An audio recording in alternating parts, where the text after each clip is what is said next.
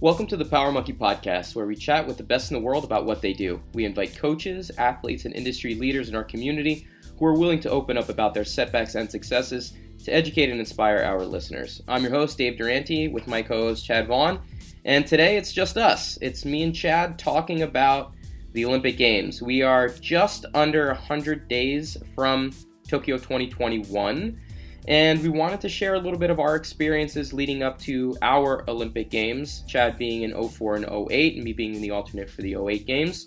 And we want to just talk about what it was like with 100 days out, what maybe some of these athletes are going through as they get to their Olympic Games come this summer. So hopefully you guys get some information that maybe you didn't know about me and Chad and about our own Olympic experiences. But we love talking about the Olympic Games. We can't wait to see Team USA and the other athletes compete this summer in Tokyo. So enjoy this one, guys, and hopefully get some out of it when you learn something new about the Olympics. What's up, Chad? How you doing, man? Doing good. Got my coffee, ready to go. Excellent. Well, I actually really enjoy these podcasts where it's just me and you, where we talk about our training. I think we have a lot of interesting tidbits and stories from our own personal careers. And while we have great guests on, I think sometimes we forget that we went through a lot of the stuff as well. We're not just the interviewer, but we have some pieces that we could add to the conversation too from our own specific history. Now, today's particular podcast revolves around what we got coming up this summer. We got the 2021 Olympic Games, which is kind of odd to say since it was supposed to be last summer. But COVID changes and everything that has happened over the past year, whole world has been in flux, Olympics included.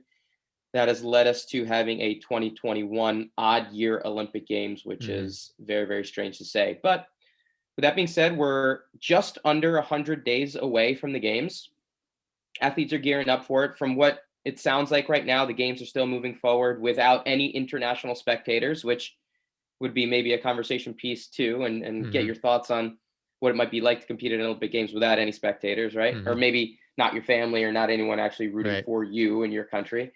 But we want to talk a little bit about what that year preceding the Olympic Games, maybe even the 100 days, was like for you, some of the stories that maybe both of us had leading up to our Olympic experiences, and then kind of maybe give our insight into what some of these athletes are going through right now as they gear up for Tokyo this summer.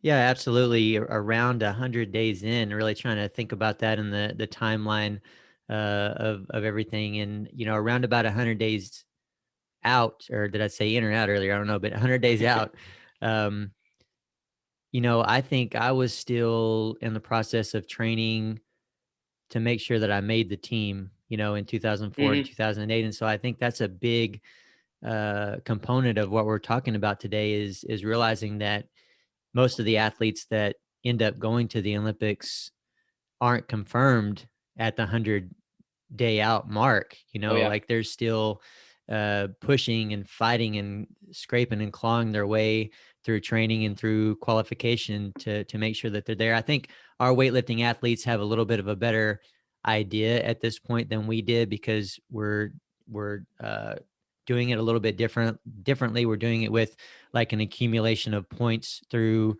a few years leading up to that, which takes into consideration other international competitions that you went to, how you did, and all that stuff. So I can't confirm that we do have our team confirmed, but I think they have a much better idea than we did 100 days out back in 2004 and 2008. But, like I said, at that point, it was, the Olympics were a hope still. And they were, for me, a very high possibility that I would make the team, but there was still some fighting to do. And so it's like, you have to remember that your training can't be, at least where I was at, like my training couldn't be about peaking for the Olympics. I had to make sure that I was ready and as prepared as I could be and really stimulated and ready to go for those final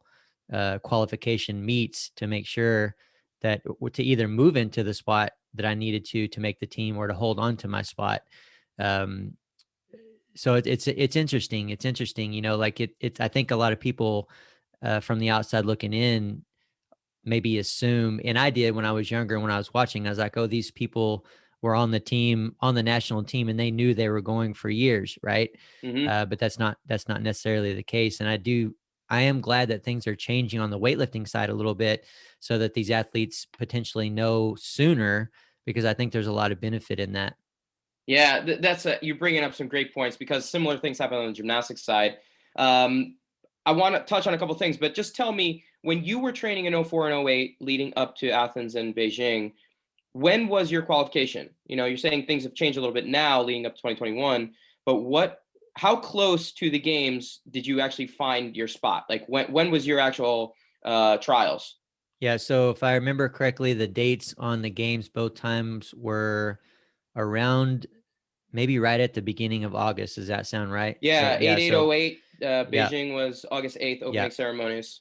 And I'm pretty sure our final qualifier Olympic trials were in May of both times. Okay. I'd have to check to make sure. I know at least one of those years it was in May, so I'm pretty sure it's like, within 3 months. So really right around about that 100-day mark. Yeah, ours was even closer. Our Olympic trials was actually right around my birthday, end of June. And then we had another Olympic process mid-July before we left, I Yeah. think around July 18th for China. So what we were intending to do, and this is slightly different from each sport, which I think is kind of interesting, we were trying to select the team as close to the Olympics Yeah. as possible to have the team that was most prepared, right? Now, there are some benefits to that, but Yep. I also think there's some detriment to that. And it Hmm. comes to the point of what you were talking about too, about peaking for the trials as opposed to peaking for the games. Hmm. And what we've seen a lot of is the trials, in a lot of ways, at least in my mind, from having experienced it as a spectator. I went to, let's see, 88, 92, 96 trials to go and watch and just watch gymnastics guys get selected. There was a guy from my gym in New Jersey that made the 88 and 92 Olympic Games, Dominic Minicucci, amazing Staten Island a gymnast that made two games. And to watch that process, what we ended up seeing, there's a lot of athletes that end up having a huge drop off by the time the games come around Yeah. because they've peaked so close to the games. Hmm. And then, there's this lag by the time they get to the actual event. I understand that the benefits are there to have guys that are, in form and showing off what they're capable of doing. But you mentioned that you like this process of potentially having the selection be done over the course of a longer period of time, Yeah. drawn out over certain events over the course of the year, showing international experience. Do you envision that that would have done better for you as an athlete if you would have known that you were on the team, say a year out? Would you have been able to prep? Because I think some of the downside of that, or some of the people who would say that that might not be optimized, is that maybe people get complacent. Yeah. You're on the Olympic team a year out. Maybe you're not pushing as hard over the course of that year Hmm. leading up to the games when you have a guaranteed spot. So Yeah. I'm curious from what your thoughts would be if you were in a similar situation to what the athletes are going through right now. Would you have preferred to know that you were in a year out as opposed to being so close to the games? Yeah, I don't know what the best ideal time frame is, and like you said, maybe you get complacent, but if you know you're on the Olympic team, like for me, I think a year would be fair and good. Because I'm gonna maybe like, oh, I made it. I can, relax a little bit from that qualification process. I did my job. I got points for the team. Performed well at these international competitions to get to the point to say that I'm named on the team. I can live with kind of that pride and everything. And so that's going to somewhat die off a little bit, which I think is a good thing. So you have time for that to die off a little bit, and then to get back into training and ramp up and push really hard. And the fact that I would be going to the Olympics, that I was on the Olympic team, you know, that wouldn't have died down any for me in Hmm. that year. That all that would have done was that would just keep me more motivated. Right. I think. And so I don't know what the exact time frame would be that would be ideal for the masses, but I think a year would do really well for me. I will say that the close trials, again, 2 to 3 months out is where we were. It did negatively affect me looking back, but at the same time, don't get me wrong, because there are other athletes that went through the same qualification time frame and performed well. I didn't perform well. I don't want to say that was the only reason I didn't perform well, but it was one of those, little things, if that's what we want to call it, that was combined with some other things that I was going through, and that kind of contributed to me not doing well in either one of those games. Um, but certainly for me, being that close, my every bit of my effort and energy was going into qualifying, so I did really well through the qualification process. Obviously I had to make the team, right? Hmm. And like you said, some athletes, they see a lag in their performance, and I absolutely felt that, absolutely saw that. And I just wish, yeah, I wish I had more time. In fact, if COVID, and I'm glad it didn't, but if COVID would have happened in 2004, where we had to compete in 2005, or 2008, where we had to compete in 2009, I personally think I would have benefited from that. Interesting. Well, the one thing I'll just mention, because I want to touch on that, but the other thing that I think is a huge factor with selecting a team that far ahead is the injury factor, right? That's a Yep. whole nother year that you expose yourself to potential injuries. So if you have the team selected, maybe those guys that were just left off or right on the cusp Mm-hmm. kind of drop off a little bit. You have an injury 6 months into that period, and now you have to restructure the whole team again, fill in spots. So it seems like a really good method that we've talked about that has never really been implemented is having like an Olympic squad, right? Yeah. An Olympic squad that you can kind of slowly start to kind of keep. These are the people, the 10, whatever the number is for that particular sport, that we're going to kind of all train together. That's one of the things that we always wanted to kind of try to create. And the training center does a portion of that, but with guys in college and competing in different areas, it never really kind of had that same feel where everybody that was in the same training environment, and the coaches, the assistant coaches, the staff, everybody was together. That was going to be the team that we brought to that Olympic Games. It would create this environment where you're creating a family so far out that you know everything about that other athlete. Mm-hmm. You know what they need when the competition is right. You know if that person likes cheering. You know if that person doesn't like to be Right. spoken. You know what I mean? So Mm-hmm. you end up having almost like a collective consciousness as a team where you guys are working as a unit, even though it's an individual sport. So I think there is a way to do it where you can optimize the guys' mentality, the people that are going out there's mentality, without having to be so close to the actual event. Now, I want to just give some perspective. We're talking about 3 months out being close, Mm-hmm. and gymnastics Olympic trials is normally end of June, which is even closer. Mm-hmm. Our particular situation in '08 was particularly unique. And, I was part of the team. I was alternate, traveling alternate, but the way it all happened was actually fairly unique. The team that was selected at our Olympic trials, they selected 6-man team plus 3 alternates. So it was basically 9 of us Mm-hmm. that moved on to the next step of we had an Olympic camp at the Olympic Training Center.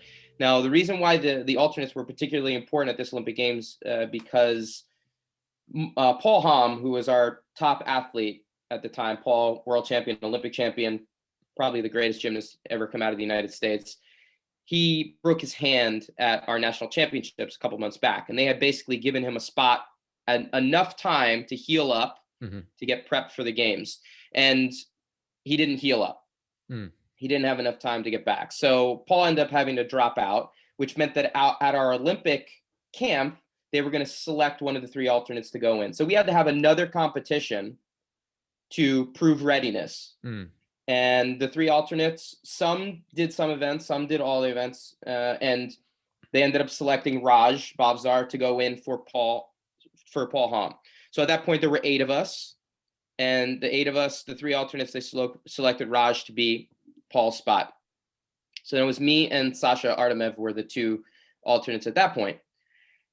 We get to Beijing and we're training. We're there weeks ahead of time to get acclimated and to train and everything. And just prior to the competition, the day before, Morgan Hom, Paul's twin brother, gets injured as well and is out. Mm. So what we have to do is we have to show readiness again. Mm. Wow. Me and Sasha have to, in the Chinese Olympic Training Center, we have to show readiness on the events that where we would be contributing. So we have to go and show one routine on pommel horse and one routine on floor, which would be events that we would potentially be needed.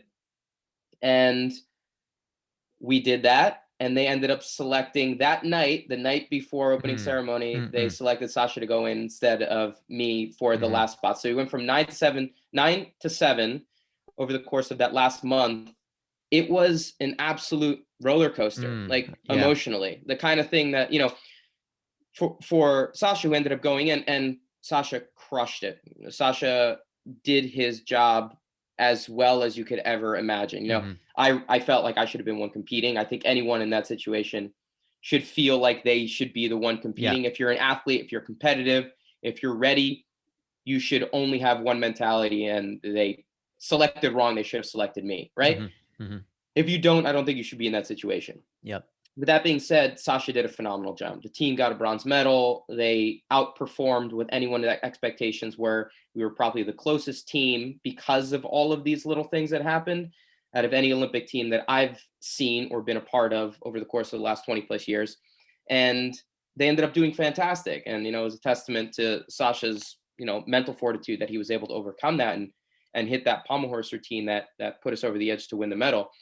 But that was the day before the Mm. Olympics. That the team wasn't finalized until, Yeah. that torch was lit.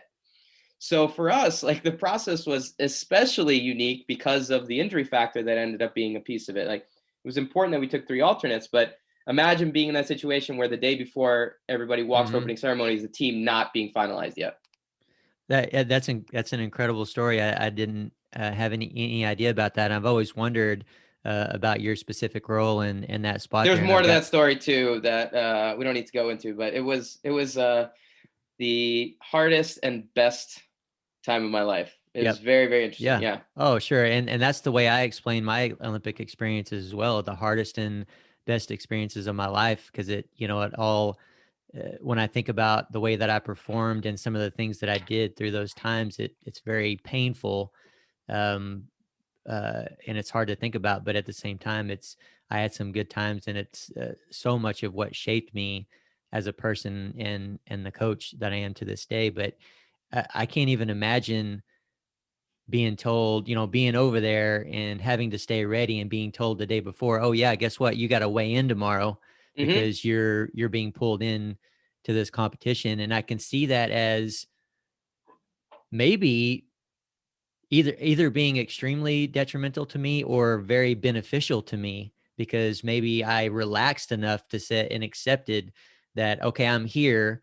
um you know eh, and I was going to ask you about the title of Olympian. Maybe I get to have the title of Olympian, but I'm Hmm. not going to compete, and I'm a little bit relaxed and relieved from that. But then at the last minute they say, oh, you got to perform. So Hmm. maybe in that moment I could perform better. But speaking that you were the alternate and you come down to the last day, uh, you didn't get the call to compete, but yet you still officially get the title of Olympian. Is that correct? No, not Olympian. Olympic team member. Olympic team Yes. member. Okay. Yep. But not Olympian, since I didn't actually.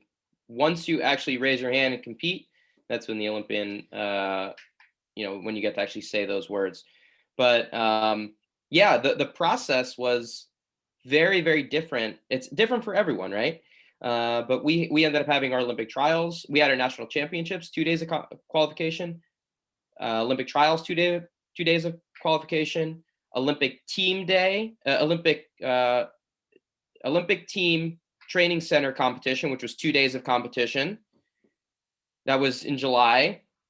Then when we got to Beijing, we had to show readiness. Me and Sasha, the other alternate, full day of competition at the Chinese training Hmm. center, and then the day before we had to do 2 more routines Yep. with judges, with uniforms on, just like we were competing, to prove readiness again. So we had five qualifications, all within a month and a half of Yeah. actually competition day. It I'm was I'm just Yeah, it's just amazing when I think about that. And I know that different sports are different. They take different tolls on you and everything else, but there's not only a physical component to this, there's emotional and your nervous system, oh all these things that that go into your body and your ability to perform. It's amazing to me that, and the thing is that, okay, somewhat everyone in the sport is on the same level. They're all going through the same stuff. So whoever Hmm. rises above within those challenges, that's the winner, and that makes sense. But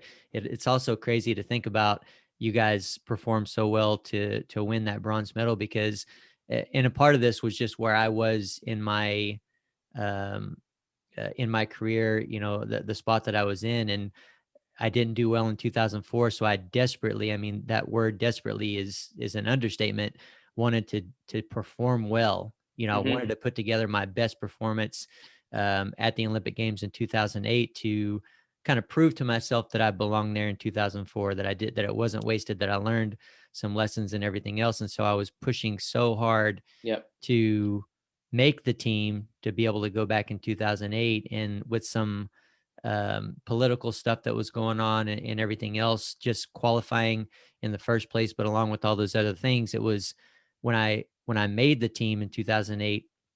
I mean, I had a great Olympic trials. I killed it. Um, but it was so emotional. It was so emotional, and it looking back, I can see that it took so much out of me, Hmm. even after being smart with my training and recovering, physically recovering, slowly getting back into training, being smart about it. My strength was zapped through the whole cycle. Like I couldn't Hmm. even, I remember I couldn't even squat what I was clean and jerking, um, just a month or two before. Wow. And we had to make big adjustments to my training, trying to work my body, let it recover, work myself out of that in some way. And it was finally starting to somewhat come back around, like the week before, and my body was able to come out of it enough to lift somewhere, you know, pretty well. I mean, as far as strength wise, I was up close to where I was before, but my CNS was completely shot. So I can't it's just amazing that you guys had to do that, had to prove yourself 5 times in such a short amount of time, Yeah. and come out, being able to even somewhat feel normal in your performance. Yeah, I mean, I definitely didn't feel normal. Once it was all over, I felt like I just emotionally collapsed. You know what I mean? Like Hmm. emotionally spent, nothing left in the tank, to the point of wanting to step away from the sport. And Yeah. uh, just for to collect your thoughts and to figure out kind of like what it all means, that kind of thing. Especially, I don't know if we might have mentioned this on a podcast in the past, but if listeners have watched that documentary that came out during the summer, "The Weight of Gold," the one Michael Phelps and Apollo Ono and a bunch of other high profile USA athletes talking about, how you're defined by your sport in a Yeah. lot of ways. It's your full-time job. It's you give everything you possibly are to that achievement at the highest of levels. And then once it's over, I knew I was going to be done after Beijing. It was just like this Hmm. high of highs to just a complete drop off in terms of what you have left in the tank, and wanting to step away from the sport and just kind of like figure things out a little bit. But you mentioned that if 2020 had been the year that you were competing and it was canceled, or say they canceled '08 and it ended up being '09, that you felt like you would have benefited from that. Like I, Hmm. I would not have. Like I Yeah. would have been done. Like I would have been like, I can't believe I was like being held together by duct tape and like Yeah. pre-wrap at that point. I had no ability to even consider another year of training at that level. But you thought that if you had another year, it would have benefited you. Yeah, definitely. Just for the fact of not having to go through that process of qualifying so close, but especially in 2008, from what I was talking about, and just trying to get back into my training, and just like it was a feeling like I never had before, and like I've never had since. Like, because we live in our bodies every single day, and for us athletes, we do physical stuff all the time, and especially sport specific stuff that we're familiar with. And so right now, when I lift, I have a certain level of strength that I'm used to. It's relatively the same all the time, right? Yeah, I can push and try to get a little bit stronger, but even if I get a little bit stronger, the difference from one day or 1 week to the next is not going to be significant enough to really feel a huge difference. But what I felt then in training was, like I said, like nothing I'd ever felt before. Like my strength was, I felt like a different person. I felt like I forgot how to engage my body or Hmm. something. It was really, really weird. And it was my nervous system, right? It was just shot. Hmm. Um, but if they said the Olympics are being postponed until 2009, I would have been extremely relieved, because I was, I mean, desperate and just extremely worried, because like, what if I'm not able to lift anything, when I Hmm. get out there on the competition platform, and I just did so well and lifted one of my best totals ever at the trials. And then just from one day to the next, my strength level is completely different. Wow. It's gone. So another year especially in 2008 would have been extremely welcomed and beneficial for sure. And that's to specify, that's another year, but knowing that you had qualified and retained that spot. Because, Right. there were some Olympic trials that were had prior to 2020 where I don't remember exactly what was fully decided, but some Olympic teams had already done their trials, and I think whoever qualified retained their spot, so they would stay all the way through. Yeah. But what if they said, okay, we did our trials or we missed our trials, and you're gonna have to do the trials again next year, leading up to the games, from an injury or from where you were age wise, because we're the same age, we're a couple Yeah. months apart. That means you would have been 29 years Yeah. old if it would have been in '09. In gymnastics, that's getting up there in age to be able to compete with the top dogs. Where is 29, 30 as an age in terms of peak ability in the weightlifting world? It's right there up top. Yeah, late 20s, early 30s is usually where it's at.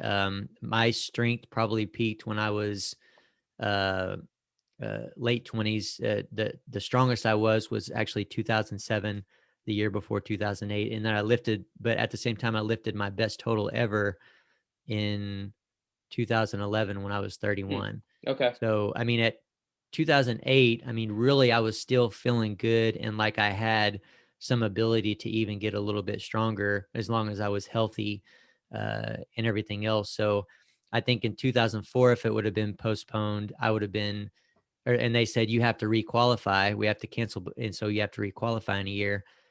I wouldn't have wanted that. At that point I felt ready, and I wouldn't have wanted that to change. But if they told me in 2008, you already qualified, but you're gonna have to qualify again, try to qualify again in a year, I would have taken that at that Hmm. point, just from how I was feeling for sure. Sure. Now, in the year leading up to '04, '08, did you have any specific injuries that you were dealing with that you felt limited or potentially put your participation in the Olympics in question at all, or were you pretty healthy in that year leading up? I was really stayed relatively healthy my entire career. I did have what was it just kind of described as a nothing other than like a low back jam, which got bad enough for me to where I couldn't even hold an empty bar on my back. And this was kind of, I think, around March of 2007. It was right after I broke the American record in the clean and jerk, and that's when I was saying I was at my strongest at that specific meet that I broke that record at. And so I got greedy and I was like, man, I did really well with this squat program. I'm going to jump right back into training. I'm going to push and try to build on that squat program. And I didn't allow myself time to recover, not only physically, but mentally and emotionally. And I think that's what really led to that injury. And I tried to fight through it for months, and it just got to the point to where, like I said, I couldn't even hold an empty bar on my back. So I had Wow. to, uh, work around that it took me a while. I mean, I was able to get back to some pretty good training, I think within a month or so, but, it didn't completely go away, and I wasn't, firing on all cylinders in training for a while, for months. What did you Um, say it was called? Just I, back jam? that just the way that That's the way they they term it? explained it is just Hmm. like they just explained it like a jammed finger, right? But it Oh, was wow. just Okay. Like a specifically discompression of right, something like yeah, that? right on my low back. And yeah, I couldn't pick up anything heavy from the floor. Couldn't do anything even with the bar there for a few weeks. So Wow. uh, that was probably the biggest injury of my career for sure, and Hmm. was uncommon for me. But I was able to work around it and get my strength back up and lift well, leading into qualifying for the games in 2008. Yeah, that's good to hear that that was the only thing that happened, right? Because especially as you get a little bit older, the number of injuries, the amount of time that you have to take with your prep work all goes through the roof. I remember the amount of work that we were doing when I was at Stanford training for the '04 games, which I just missed out on. And my coach at Stanford, who's still the head coach there now, was all about numbers. Like he wanted to see a lot of repetitions to get prepped for that actual competition. So the more numbers you have under your belt, the more prepped you're going to be under any situation. I remember he would do some funky things to get us prepped for game day. But at that time, when you're in your early 20s and you're a college student, your body has the ability to recover much more Hmm. quickly than late 20s. So going from that college type training leading up to '04, it changed completely when I was leading up to the '08 games. Like I changed things drastically, and my training center coach was able to kind of give this idea of, okay, let's train smart. Let's only be in the gym as much as we absolutely need to get our work accomplished, and then get out of here. Yep. And that ended up being 5-6 hours a day, whatever it was. But it was a lot more prep work, it was a lot more accessory pieces, it was a lot more thoughtfulness that went into your turns to make sure that we weren't pounding our bodies unnecessarily, so that we could actually get to that Mhm. end result and be healthy and be at our peak. And I think a lot of that has to do, that's why I was asking, maybe was there something different between '04 and '08, Mm. '24 and '28? Did your body feel different between those two? Because for me, leading up to '08, my body was a mess. Mhm. And I basically was hanging on for dear life to get through the summer of '08. Um, February, almost 100 days out from the games, I had torn my knee, my ACL, MCL, meniscus, my first day at Stanford. It's a Mm. story that I've told many times Mhm. before. I tore my knee when I first went into the gym, and my graft lasted 10 years. It Mm. held strong throughout basically all my college years. And in '08, in February, I did a dismount of parallel bars, and I stuck the landing. It was actually a really good landing, and I just heard pop, Mm. and I was like, "Oh, okay." Interesting. Um, and I didn't say anything. I told my coach, and that was it. Like we didn't Yep. mention it to anybody else. I had the PTs look at it, had the doctors look at it, and I had torn my ACL again, um, about 100 days out from the Yeah. Olympics. So it wasn't really painful though. I think it was one Yep. of those things that, I think of like a piece of taffy that just gets pulled, Mhm. pulled, pulled, pulled, pulled, and then finally just got. It was like a pop. That was it. Like it was that graft lasted me 10 years. Did a great Right. job holding them together, and that's as long as it could hold. Right. And so I ended up having to cut back a lot of work on dismounts and floor and vault Mhm. to put so that I didn't put unnecessary stress on that knee. Then, oddly enough, I competed at a competition as prep for that year too, and I fell on a floor landing, and I thought I blew out my other knee, Mm. which I ended up doing later the next year, and having ACL, MCL, Jeez. meniscus on my right knee. And when the doctor did that surgery, so this was after the Olympics, Yep. I went skiing in Austria. I think I've told you that story Mhm. before, and blew my knee out. The doctor told me that that ACL had been torn a while ago, and that it Mm. wasn't a fresh tear. Um, so I believe that I actually had both ACLs Oh, torn, jeez. leading up to Yeah. from the last 6 months leading up to the Olympics. Both of my ACLs were torn, and I never really told that to anybody. Like I only told my coach and the doctor Yep. of the one that I did in the gym, and the one that I did at the competition. We did have MRIs and stuff done on it, and they did some, the Gerard tests and all the other stuff they do to test an ACL, and kind of they were inconclusive at the time. I ended up resting, and Fortunately, it didn't factor in, but I believe that, one was definitely torn. Possibly both ACLs were torn before the Olympics. Amazing. It's like your body just, barely hung on to get Yeah. you to that point and past the Olympics. And It fell that's apart just, right yeah, afterwards. just incredible. I mean, that just, yeah, speaks to your toughness and your Well, resolve and everything and the else. ibuprofen that I was pumping in my body every day to be Well, able to get through it. yeah, for sure. Because I mean, for me, there was nothing like that I really had to overcome too much or like hang in there with, other than the fact that, right before 2008, I didn't have any strength. I guess that was a pretty big deal and pretty tough to Hmm. handle. But nothing like what you went there. But looking back, I will say that my body was a little bit different in 2004 and 2008 for sure. My training wasn't really that much different as far as overall volume, I would say.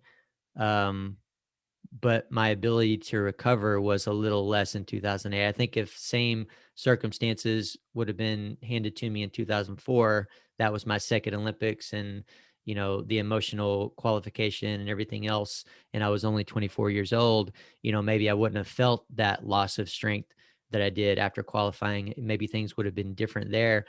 But I will say, with the body recovering a little bit less, and before you put it in this way, and with me thinking about things and reflecting before, I wish that I would have trained less sooner, right? I wish Hmm. I would have done less volume sooner and changed my training a little bit more towards, accessory and really focusing on strength. And not that I didn't focus on strength before, we're always pushing our strength and trying to be as strong as possible. But if I would have done that strength work with less heavy snatches and clean and jerks combined with it, I would be able to uptake that strength work a little bit more, and that would bleed into my Olympic lifts better, especially at the age that I was at. Not only my age, but my training age, right? The Hmm. the the length of time that I had been pushing and pushing really, really hard, relentlessly, with really no break. I mean, really, really no break. I didn't never even took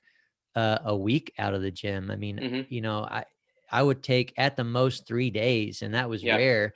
And then I would lift light for a week, but then I would go back and start building back into a program. So I wish that I would have taken more time out of the gym, specifically after 2004, leading into all those 4 years into 2008, because after 2008, um, uh, one of the things that happened is Jody got pregnant. So she was pregnant. My life changed when she was pregnant, after Ella was born and everything else. But still, I had some juice left in me. I was still training, still wanted to try to go to the 2012 Olympics. But because my priorities were different, Hmm. weightlifting was important, but it wasn't my main priority like it had been before. And I had less time to train. All of those things were a blessing, and that led to me putting together my best total at the age of 31 in Right. 2011. Um, and so it made me realize that, I don't have to train 6 to 9 workouts a week and still be able to lift at a high level. Hmm. I could have benefited by doing less. And I wish that I would have, say, even in 2005 or 2006, started doing that, because I was able to bring myself back up to about 95% of my best with, after taking 6 months out of the gym in 2008. And then I got back into it in, somewhere in March, April of 2009. Within 6 months of just 3 days a week of training, I'm talking about like an hour and a half a day, Hmm. where I was used to doing 6 to 9 workouts a week. I was able to build back up to 95% of my best. And then knowing that I was pushing and trying to win nationals and qualify for these international teams and everything, I went ahead and added a fourth day. And that kind of pushed me back up to where I was before, and then just slightly beyond by the time I got to 2011. So definitely a really good lesson, but an unfortunate that I didn't listen to my body and learn and do that sooner. Yeah. And it's the kind of thing, hindsight being 2020 as it is, seems like some of that is on the coach or the person that's helping you prepare, right? It seemed like, I had coaches that pushed when necessary. Like I said, like I probably needed my Stanford coach to get numbers under my belt. Like when I was that age, that's what my body needed. I needed to kind of create patterns so that my body naturally took over when a competition setting Mm-hmm. came in.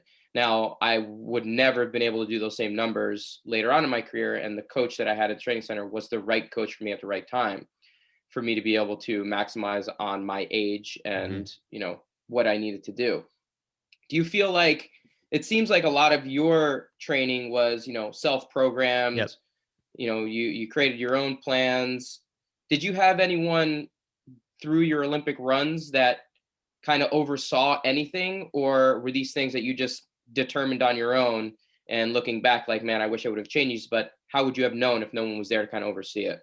Yeah, it was mostly on my own. I was definitely the one making the final decisions and everything else, and that's really the way that I liked it. And for the most part, I did well, except for my training leading into the Olympic Games really closely. I mean, um, just to use this as an example, I just so happened to watch Cool Runnings again the other day, Oh, we were Dave. talking about it, Yeah, yeah, not too long ago, right? because it was Ella's first time to watch it, so we all sat Uh-huh. down and watched it, and she loved it. By the way, it's her second favorite movie. She says right now. Behind.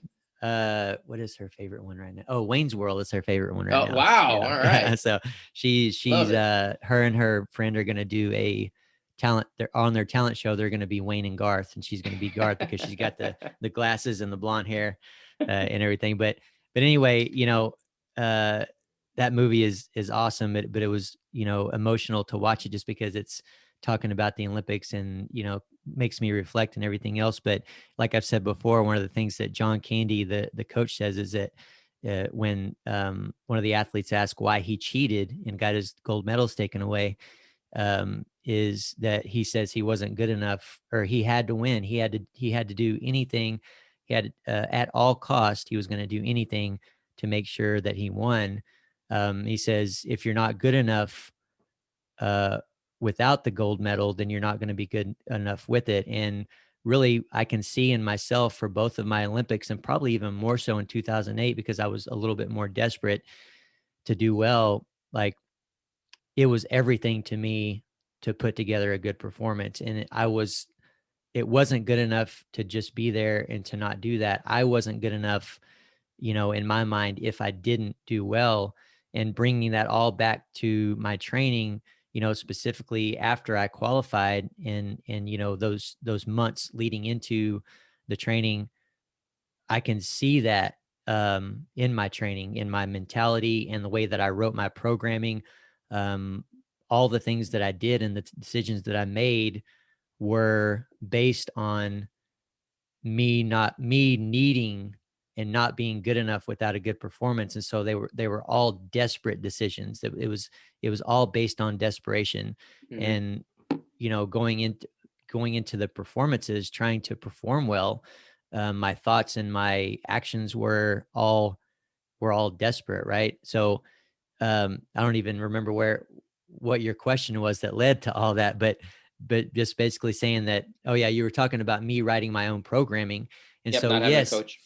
yes, I did have some a few athletes, and specifically Richard Fleming, that was there and supporting me. And if I needed help, someone that I could bounce ideas off, and everything else like that. And there were even times where I would have him write a cycle for me, just if I felt like I needed a break or some fresh ideas, or I wasn't feeling confident in my ability to write programming, which actually happened right before the 2008 Olympics.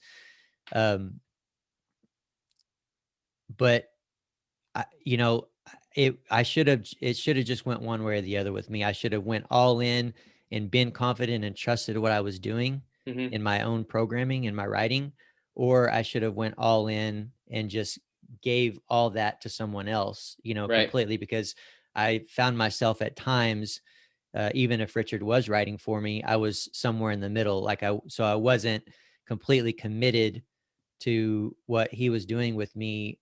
I mean, I tried to be, and I trusted him, don't get me wrong, but at the same time, it wasn't complete because it wasn't written from me. It Yeah. wasn't Yep. mine. It wasn't what I had been doing. So I wasn't as all in with it as I could have or should have been. Yeah, and I think some of it is about like regrets, right? And saying, I don't want to have any regrets when this thing is over, and Yeah. knowing I did everything I possibly could to maximize my performance. We always talk about maximizing human potential. That was something we talked about endlessly, and specifically with John Roethlisberger, who the owner of camp you've met tons of times now. John, three-time Olympian. We've had him on the podcast before. He's one of my idols. John was not one of the most talented guys Yeah. around, not at all. But he did things in the US that were unbelievable because of his work ethic and how hard he pushed, and this idea of trying to always maximize his human potential. And that's what I tried to do too, because I was in a similar boat talent wise. I just didn't have it. So I needed to catch up to those guys by Hmm. putting in the work and doing things that other Right. people weren't willing to do. Right. Hmm. So, like what you're saying about coach writing a program for you and you supplementing it with other things, saying this is probably not enough. I probably need to do a little bit more. I need to do something that has my stamp on it to make sure that I'm, feeling comfortable that this training session has everything that I need in it, rather than what he thinks is good enough for me. Yeah, and I wasn't necessarily adding to the program, or Hmm. there was maybe a few little adjustments that I made, which I think is good for the athlete to do if they know their body, if they're not doing anything crazy or adding to the program too much. So I really wasn't changing it any, and definitely not adding anything to it, but it was just a matter of, mentality wise, just being all in with complete, yes, I trust him, but at the same time with complete trust, and not questioning to say, hey, is this exactly what I need to be doing for me to perform at the best of my ability at the Olympics? And for me, it was hard to let anyone else have control over that. Right. I wanted to put my destiny in my own hands. Right. And like you said earlier, um, I want to know that I did everything I could. And I think I've told this story before somewhere. I don't know if it's been this podcast, but that's something that I found myself saying to myself regularly was, if I fail, it won't be because I didn't do enough. I was like you. I wasn't as naturally strong and talented as a lot of the athletes that I was competing against. So I as well felt like I had to do things that other people weren't. And I was. Hmm. And I think that's important. And it's one of the reasons I was as good as I was. But that can also, there's a fine line there, right? That you Oh can yeah, go over. And I 100%. certainly went over that line, Me too. in those instances. Um and I, when I look back now and I think about all those times, almost on a daily basis, I would tell myself that exact statement. If I fail, if I don't do as good as I want, it won't be because I didn't do enough. And I wish that I would have reworded that. I wish I would have Yeah, thought yeah. about it a little bit differently. And I wish I would have known more, physiologically, that you don't have to lift heavy all the time to lift a shit ton of weight in competition. Like, Hmm. especially there before 2008, at the age I was, a little bit different. I can get away with more in 2004.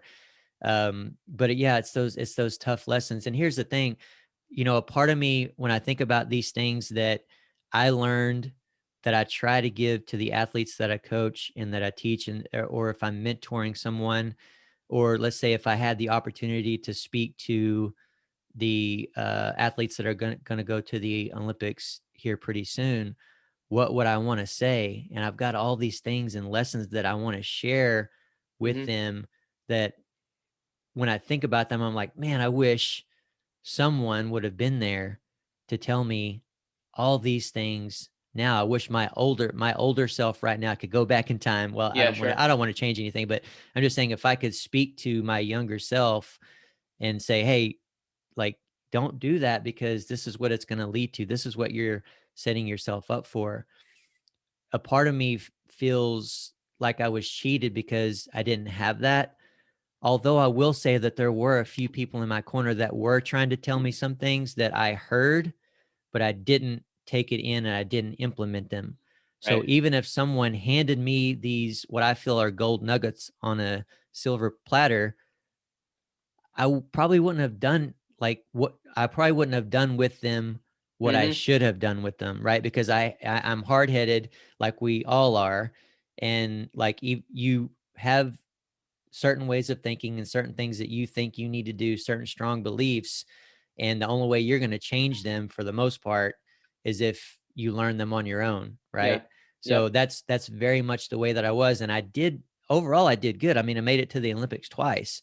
There was just those few phases of my career that I certainly could have done things a lot differently, and a long length of my career where I could have looked at things differently with a different focus and a different mentality and that kind of thing. And so how can we, as Yep. coaches and teachers, get these types of points across to people to help them achieve their goals? It's certainly something because of uh my what I feel my lacking performance, my very lacking performances in 2004 and 2008, something that I think about a lot still to this day, and try to figure out different ways to say things to help people along their journey so they don't make all of the same um go through all the same pitfalls that I do. Because I'll tell you, for years after 2008, and I can't even remember how many years at this point, but I would just have days, and it's become less and less frequently, but I would just have days like every 6 months or so where I would just cry. I would Mm-hmm. just break down and cry because it was such a I mean, I hate to put it this way, but it's true. Like, it was my lacking performance in both of those years, and especially 2008, was tragic. It was a Yeah. tragedy to me. And I know there's more important things in life, but because our life at that point was performing, was competing to the best of your ability and doing certain things, and certain things that happened along with that lacking performance in 2008, it would just hit me. Like, I wouldn't even be thinking about it. And it would just hit me out of nowhere. Mm-hmm. And I would start crying. And I still get hit with those moments, even still to this day. It's been 17 and 13 years, 13, 14, what's it been, 13 years? Yeah, can't 13 years. even, Yeah. so many years I can't even count. But 17 and 13 years ago now, and I'll still get hit with those moments. I don't really cry anymore, but I get hit with that sadness. And it's hard to think about, you know that I made it to the Olympics but I didn't perform well, and I have to really make myself rethink things and be thankful for what I did do,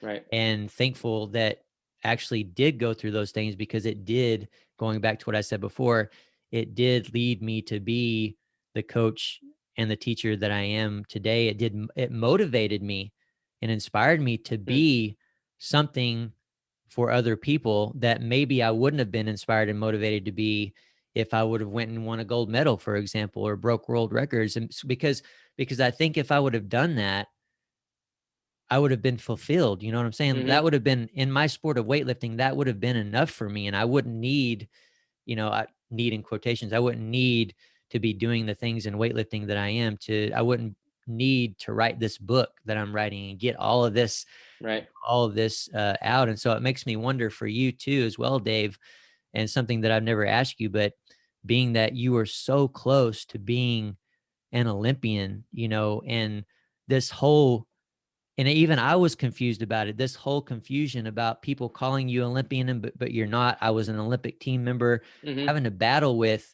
that title for all of these years, and being within the last day, just the decision of a handful of people away from being out on that competition platform. Do you still, to this day, have moments where it's painful for you to think about that? Yeah, I do for sure. If anyone sees the video of this, right behind me on my wall, I have a flag, a USA flag with the 9 guys from the Olympic team, all signed. It's something that is a part of my life every single day, and Hmm. I'm in the gymnastics world in the way that I am because of how that turned out. Um, I will say this: Am I upset that I didn't get to compete? Sure. I felt like I had done everything I needed to show readiness and to be the guy they selected. Did they select the right guy? Clearly, Sasha did an amazing job. I recommend everyone going out there and watching team finals from the '08 Olympic Games for the men's competition was one of the most exciting competitions, aside from Phelps winning 8 gold medals and watching Usain Bolt Mhm. win his 3 gold. Right. The guys, because it wasn't a gold medal, it wasn't as big of a story. But what the guys, those 6 guys did on the competition floor in '08 was as memorable of a thing as you're going to find in Olympic Games if you're a gymnastics fan. Mhm. So I'm incredibly proud to be, a part of that group. Yep. I am every day I think about what they did and am just proud. They did an amazing job. But what I will say is that it defined the person that I've become, Yep. in the sense that in that moment you have the choice. You have the choice of how you're going to react, right? And I Yep. remember being in the Olympic Village and sitting with everybody in our room, and they told us who was going in, right? The day before opening ceremony. And Sasha was going to go in over me, and I remember just like being overwhelmed with emotion, like trying to keep it together. But Mhm. I had a choice to either react negatively and say like, this is bullshit, I'm the one that should have been, I had earned the spot, and create division between the team. Mhm.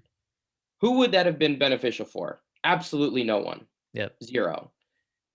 I love gymnastics because I think of it as a team sport. I grew up with a really strong boys program in New Jersey at Surgeons Elite. They taught me the importance of what it was to compete for the person next to you. Competing for Stanford was one of the highlights of my life. The people that were on that team with me are my brothers. I'm still extremely close to some of the close people in my life. Competing for Team USA was always all about the team. You cannot make a bad situation about you. So my choice at that time was to do everything I possibly could to support the guys that were going to compete. That was my role. And I felt like I did that. And it helped me define how I was going to deal with adversity, um, um, at terrible situations as they came at me moving forward. Right.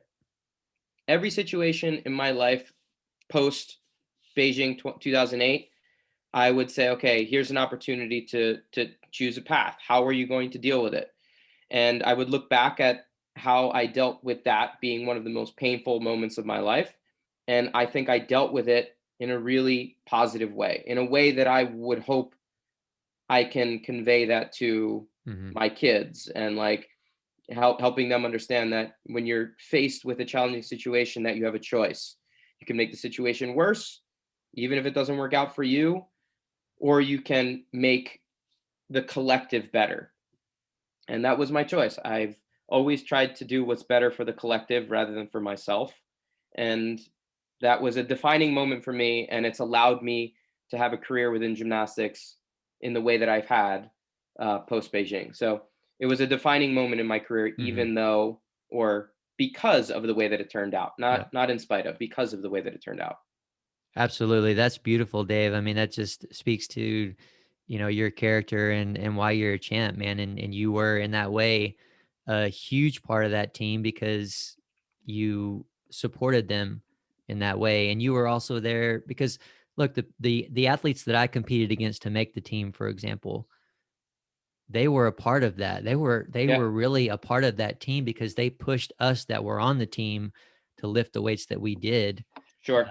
to be where we're at. So, you have to remember that too. And I think that that's easy to forget. It's easy for me to forget, but for those out there listening to understand that we have people who are Olympians, but we also have an Olympic team, Yep. that's made up of other competitors that helped get us to that point, and our support systems as well. The people that support us along the way, in every aspect of what we're trying to accomplish. And so, with along with what you're saying, Dave, if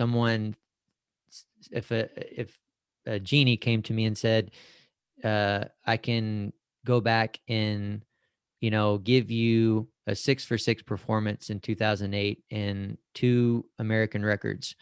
you'll place what he probably couldn't give me a medal. We're a little too far away from that, but you'll place Hmm. fifth or something like that. Would I take it? I wouldn't. I wouldn't Hmm. change. I wouldn't change anything. I mean, as hard as it is, as painful as it still is to think about those failures, and I shouldn't even call them failures. It's just that's just the word that we use, right? Hmm. Um, you know, to think to change those things, I wouldn't. It's just like you know, when I tell my story about being born with a club foot, and I say I'm thankful that I was born with a club foot. I wasn't always thankful for that. When I was young, I would have given anything to change it. So I wasn't different. I didn't have that deformity, but it's Hmm. made me who I am Right. today. It actually, you know, being born with a club foot, I will say, is the reason that I made the Olympics. It wasn't in spite of it, like you said, Dave. It was because of it, and it's why I am who I am. It is who I am. You know, people say that you're not defined by certain things, and I get what they're saying, but I am defined by that, right? I am that is what defined me. That's Hmm. what defines me. Are those failures and being the kid with the club foot, that kind of thing, you know. I got to ask before we get too much more sappy, if that's the right way to say it, right? Um, before we get off here, what was your most memorable moment while you were there at the games in 2008? Uh, there was a lot. The memories are still incredibly vivid, just because Yeah. of how, you know, impactful it was from an emotional standpoint. You know, the negative stuff. I remember, you know, being in the Beijing training center, Chinese training center, every day training. I remember, you know, being in the what was it called, the American College of Beijing, Hmm. where they basically had all the facilities for us to train. Oh, one was a pretty funny one. You know, me training with the men's basketball team. That was an awesome one. Yeah. Me getting to do, you know, leg lifts with Dwight Howard and Yeah. Dwayne Wade and those guys and whoever else. That was a fun story. But the most memorable one was that last event, watching Yeah. Sasha compete. So the way the competition ended, we ended on pommel horse. So the way there's 8 teams that go into team finals. The 2 teams go on each of the first 4 events. So there's 2 teams that start on floor, 2 teams that start on pommel horse, and they rotate in, it's called Olympic order. And we were in, I think, 4th place when we qualified to team finals. China, Japan, and Germany and us were fighting for the top 4 spots. China and Japan were basically fighting for 1 and 2, and us and Germany were fighting for 3 and 4. And so that means we ended on pommel horse, and pommel horse was by far the United States' worst event. Like we were in 2nd place going into the last event. We were even ahead of Japan, China, hometown. We're crushing it. We were even ahead of Japan, who was, you know, very close to unbeatable at that point. And pommel horse was always kind of our, you know, struggle event, and it was the event that we knew that we needed to do well on if we wanted to end up on that medal stand. And that's what Sasha brought to the table. You know, me and Sasha became very close throughout this process because me and him were alternates until the day before. And so, you know, another funny little tidbit, Sasha was younger when we were there. I was kind of the old man on the team, kind Mhm. of like helping Right. to keep the guys together. And Sasha forgot his uniform. He left it in the US. Nice. He Nice. left his uniform in the US for the Olympics. And always on team final days, we would wear red. We would always wear our red uniforms, like our victory red, kind of like how Tiger Woods would wear his red shirt on the last day of a major. So I gave Sasha my uniform. So Wow. Sasha wore my uniform when he competed and hit the most epic routine of his life. He was the last competitor on the last event, and he hit an absolute epic, beautiful routine to secure 3rd place and a medal for a team that wasn't even supposed to be in the top 8. Wasn't even, Mhm. because in 2006 at World Championships, we had one of the worst showings we've had ever. We finished 13th, and they only take 12 teams to the Olympic Games. So after 2006 Worlds, the storylines were that we were such a terrible team because the '04 team was so good. They took second. They were like probably one of the best teams we've ever put out there. They said this next generation, this next crop of gymnasts cannot live up to what, the '04 guys were doing. So we had, so many voices saying that we weren't going to be able to even qualify to the Olympic Games. Then they said they weren't going to be able to finish in the top 8. And to cap off that experience with watching Sasha in my uniform hit the routine of his life and secure third place, and I was bawling my eyes out in standing right behind them in the stands, and then was brought down on the floor after the competition to celebrate with them. But that was by far the most memorable moment of my life, to watch that happen that live. That's incredible, man. I need to go check that out, see if I can find it and watch that. Oh yeah, That's awesome. oh yeah, it's on YouTube and stuff like that. It's worth checking out. That whole meet was amazing. So you said Germany, was Fabian there? Yep. Fabian was on the German team. Actually, Fabian came and gave me a hug right after the competition because I was so emotional. And obviously, we had Fabian on not that long ago, and he was talking about his Beijing Olympics not being the best. He had come off from the '07 Worlds in Germany, where they beat us. We took fourth and they took third, and then we flipped the script at the Olympics the next year, and we took third and they took fourth. And he was a little bit bummed out because he didn't perform as well as he was hoping to. But I saw him basically right after Sasha's routine. So yeah, Fabian was definitely there. Wow, that's got to be hard. That had to have been hard to take for Germany there to end up in fourth, and after being third the year before. But for me, one of the things that I'm really glad about and I cherish are the time that I spent in 2004 and 2008 after the competition, just hanging out, going around watching other events. It was one of the coolest. Did you stay all the way through closing ceremonies? In 2004 I did. 2008 I didn't. And that was 2000 or closing ceremonies is where is that? That's where the party is right there. It was amazing. So much fun. One of the funnest times of my life there after I competed. But one of the things that I did, and my most memorable moment in 2008, you mentioned Bolt. We were in the stadium for the 100 meter finals, and they're all of the US athletes got spots that were just right in front of where they were running straight at us. That's amazing. So we were just right there on the lower deck. Man, it was amazing. That feeling, I'll never forget it. I can feel that feeling right now, just watching them come down that straightaway and seeing Bolt win the gold medal there. That was an incredible moment. That's sick. Absolutely. Such a cool thing. So I think, you mentioned a little bit that closing ceremony is where the party's at. I think, once your event is over, the Olympics, you have this huge sigh of relief, like whether or not you win, whatever, like once it's over, it's like such like a weight lifted off of you that the party can actually begin. And that's probably a whole nother episode in of itself, just talking about the parties that happen and like just enjoying the moment of what the Olympic Games can be once the stress is kind of lifted. But we don't need to go into those stories right now because it definitely can lead to a whole nother podcast just talking about what we did in Beijing once the competition was over.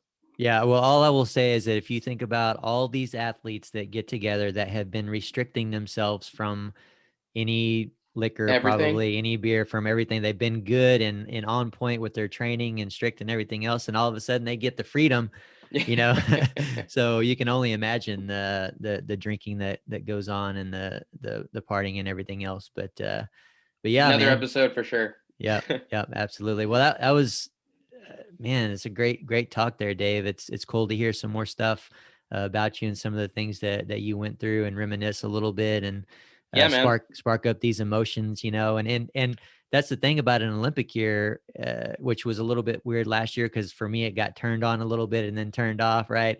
There's always a little bit of extra excitement during those years, and knowing that they're coming up here in just under 100 days, I feel it. I feel the presence of the Olympics, and it's emotional in every way for me, so it's like I look forward so much to watching the Olympics and seeing all the struggle and the triumph and everything else. And I watch extra Olympic movies during that year as well. So not only did I Starting with watch Cool Cool Runnings. Runnings, but I'm going to be watching Miracle. Oh yeah. Let's see what else. Anything else you can think of, I'll be watching it. Watch the greatest gymnastics movie ever made, American Anthem. Oh, I Mitch Gaylord, love, yes. 80s movie. Please watch it. If listeners out there, if you've not watched it, it's an American classic. Well, I don't know, classic in the gymnastics. It's kind of cult favorite in the gymnastics community. ESPN, I think a few years ago, did a top whatever list of the worst sports movies ever Oh made, my and the top two, gosh. 1 and 2, were both men's gymnastics movies. No The way. Jim Cotta and American Anthem. But in the gymnastics world, they are cult favorites. Definitely check out American Anthem as part of your Olympic watching list. That's an amazing movie, I'll say. I Oh, it's think so good. probably any Olympian will say that it's an amazing movie. Like it's got to be at least in the top 5 for Olympians, I would think, for The sure. other one you should watch. I'm all about 80s movies, but Rad. If you haven't watched Rad, BMX racing, Bart Connor, an Olympic gold medalist gymnast, Yes. is actually the villain in the movie. But you got to watch Rad too for all my BMX people out there. It might not be about the Olympics, but it's an Olympic sport now. Check out Rad too. Put it on Have the list. have we not talked about Rad before, Dave? That's one of I my don't think favorite so. movies. I can't Really? believe we haven't talked about What?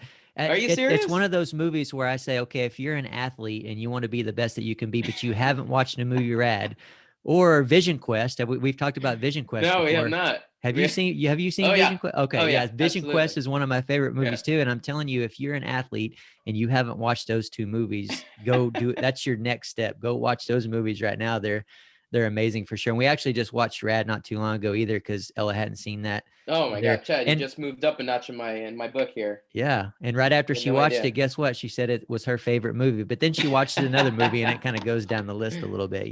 Well, we have Power Monkey Camp in a couple weeks, and we have movie night on Thursday. I think we might need to make Rad movie night. Mm. We've done American Anthem for like 6 camps in a row, so I think we might need to put Rad on this time. We just need a weightlifting movie. You guys haven't come up with any? What's the Well, closest weightlifting movie?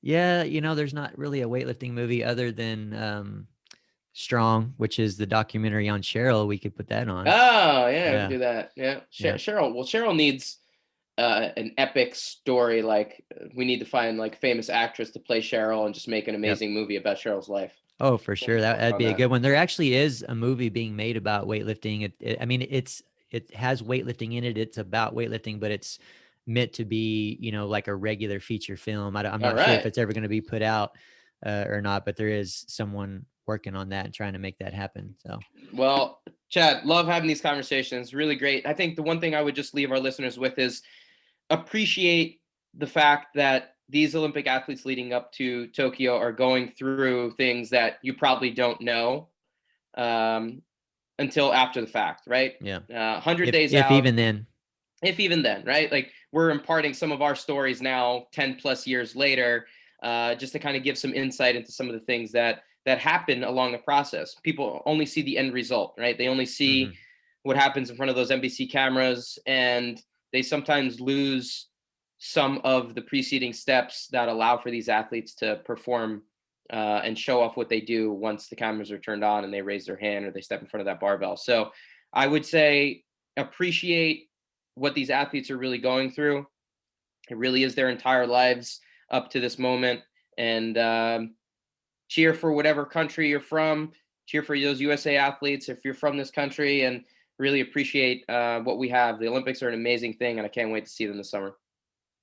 Yeah, no doubt about it. Agreed. And quite honestly, like, yes, we're we're from the US, we're Team USA, but that's one of the beautiful things about sport is that you can get behind any athlete. You know what I'm saying? Like I Absolutely. am a fan of just, those athletes with good effort, with good stories and everything else. And you can get behind them and those other teams as well. And that's the beautiful thing about the Olympics. It's incredible. It's like, you know, I don't know if everyone will agree with this, and I don't want to say the wrong thing, but it's like everyone is equal.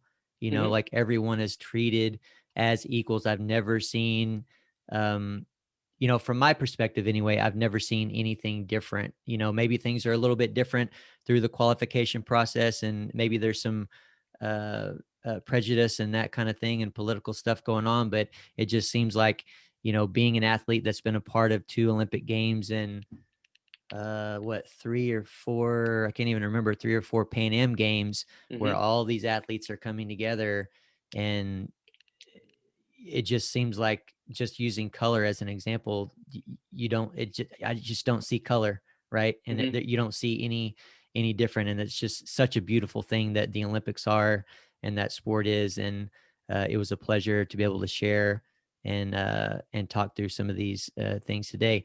Before we get out of here, Dave, Power Monkey Camp coming up. Yep. That any other updates with Power Monkey that you can go over? Yeah. So camp again. We are actually very, very close to the start of Power Monkey Camp 15. It's going to be first week of May, May 2nd through the 8th. We're excited. We have a really great lineup of coaches and clinicians, as we normally do. Registration is still open at powermonkeycamp.com. And then registration, we are still on the early bird pricing for our fall camp, which would be September 27th to October 2nd. If you're interested in coming next fall, once maybe everyone is vaccinated and things are open a little bit more, if May is a little bit too close to call for you guys, we do have our fall camp ready to go. We have a good number of people already signed up for that. Same thing, registration can happen at powermonkeycamp.com. I'd also highly recommend you checking out our Monkey Method app. If you want plans from both me and Chad, work on skill specific training, it's a great way for you to work with one of the Power Monkey coaches in the palm of your hand, at home, at the gym, basically like having one of our coaches with you on a daily basis. You can find it on iOS devices or Android. Again, it's called Monkey Method. Go and check it out. Basically, we have a subscription service now where you pay a monthly price and you get access to all of our plans. So it's definitely worth it for the price. Beautiful, beautiful. So along with checking that out, guys, at the website, go to our Instagram pages for regular teaching and technical content, at Power Monkey Fitness, at Dave Durante, and at Ollie Chad. On behalf of Power Monkey Fitness, we're your host. I'm Chad Vaughn with Dave Durante. And until next time, guys, thank you all for listening.